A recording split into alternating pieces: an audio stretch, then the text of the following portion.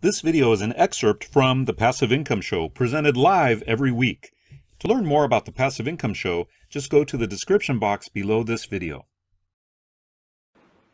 Give us the first steps you do for the people that let's start with, haven't done it yet, and then the ones that are just about into that process of launching, what should they be thinking about?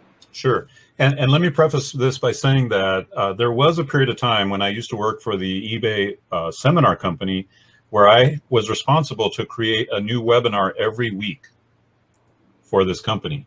So that means, in effect, I was creating about one course a week. I was doing roughly an hour webinar every week.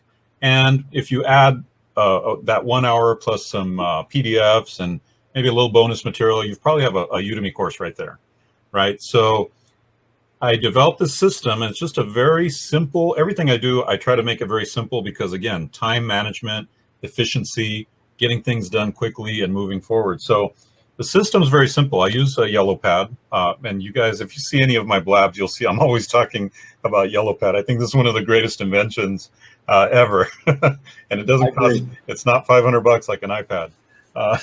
But this is actually one of my outlines. I hope you can't see it because it's my latest course that I'm working on and I don't want to give it away, but it's actually about blab marketing. I just gave it away.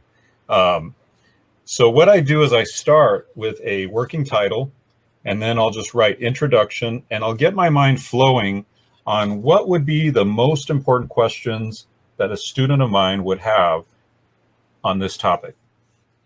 And I'll just write down all the questions. Now, sometimes we're blessed because we're in the business about the course that we're creating, right? So we already know the common questions. We already know the common things that people wonder about when it comes to that particular topic.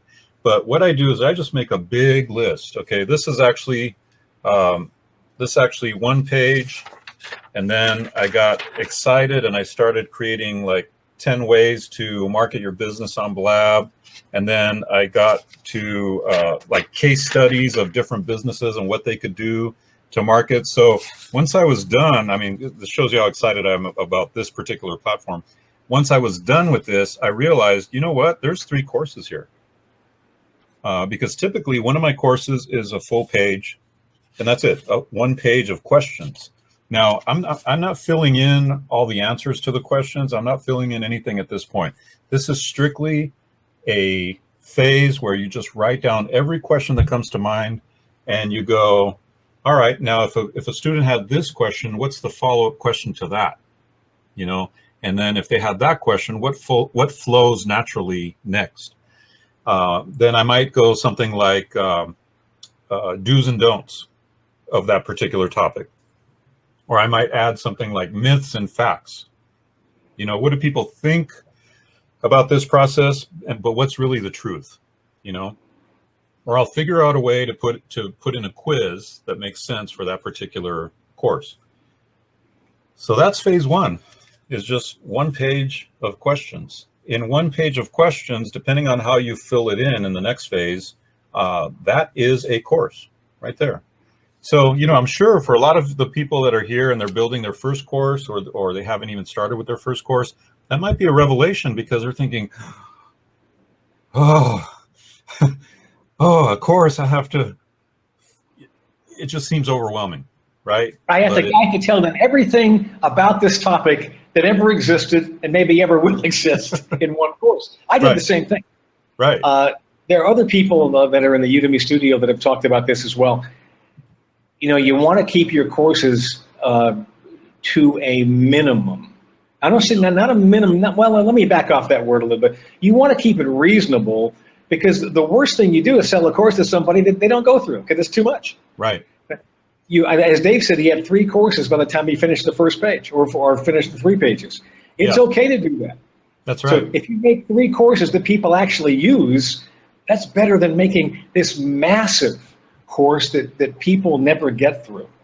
Right. That's and to me, people do that. To me, this is also a strategy, because the topic is so new and there's going to be people looking for information on it.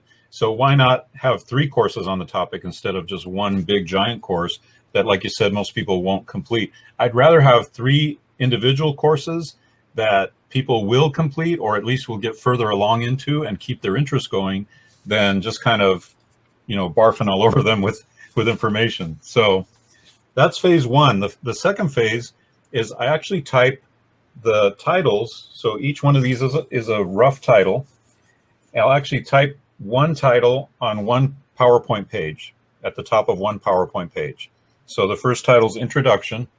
So I'll type that title at the top of the first PowerPoint page. The next title might be Business Goals. So on the next PowerPoint page, I'll type in Business Goals, and so on. All I do is populate a PowerPoint with the titles. That's step two. Simple, right? Again, I want everyone to know you can do this. It's super simple. Then typically what I'll do is I'll start on a morning. I'll go like first thing in the morning after I've had breakfast, coffee, and everything. I will then go into the PowerPoint and start fleshing out each subtopic. So introduction, I'll type out an introduction, 2 or 3 PowerPoint pages, business goals, whatever it takes to fill out those pages. And that'll start to flesh out the PowerPoint presentation. I forgot to mention on this, what I'll do is I'll write out all the questions, and then I will number these titles based on a good flow, because I want the ideas to flow from one to the next. It's really important, in my opinion, when I'm taking a course, I like to see things that go from one thought to the next thought in a nice flowing manner. And I would imagine that if you don't have that flow, people can check out at any moment, and we don't want them to check out. I want to do what's best for my student. I want them to complete as much of the course, ideally all the course, as possible. So I want this to flow. So sometimes I'll move some of these things where they make more sense. I'll move them around based on just numbering them. And then when I go to PowerPoint, I'll have them in the right order. But Dave, even when I go to PowerPoint, I'm sorry, go ahead. Even when I go to PowerPoint, I might shift them around and move them around because it makes sense once you see it, in action. And also the good thing about Udemy is once the course is completed, it's not necessarily completed. You can go back in and change the titles, the subtitles. You can move modules around in different positions. You can redo them. There are people there who do the SEO, and for people that are not familiar with that acronym, it's search engine optimization. They will go in and test the titles and the subtitles and everything about their courses. They'll tweak a little bit here, tweak a little bit there. It's not that hard to do. It doesn't take very long. And then see what the responses are. And based upon that, they might go to plan A or plan B with those courses. But you're always updating, and it gives you a chance to get back in contact with students and let them know that you've updated, you've done some extra things, and that's more contact with the students, more engagement, which is also a big deal on Udemy. It's also good because you can feel like you didn't do a great job on your very first course. It's good to know that you could always go back in and improve that one lecture, or even redo a whole section if you feel like you need to. The point about being an entrepreneur is you need to move forward, keep your momentum. Sometimes it's hard just to start your momentum. So you want to start your momentum by doing something right away, and then knowing that if you need to, you can come back and improve upon it at will and at any time. Thanks for joining me on this video. This video was actually an excerpt from the Passive Income Show, which is a live show that we do every week. You'll get details about the Passive Income Show down below in the description box. You'll also get links to specific courses and discounted links that you can only get here on YouTube. So as always, we would love for you to like, comment, and subscribe to this channel, because we're going to be uploading tons of valuable content, valuable video to help you make a passive income online. How? By teaching what you know through your skills, your experience, and your expertise, things that you're interested in like hobbies or interests.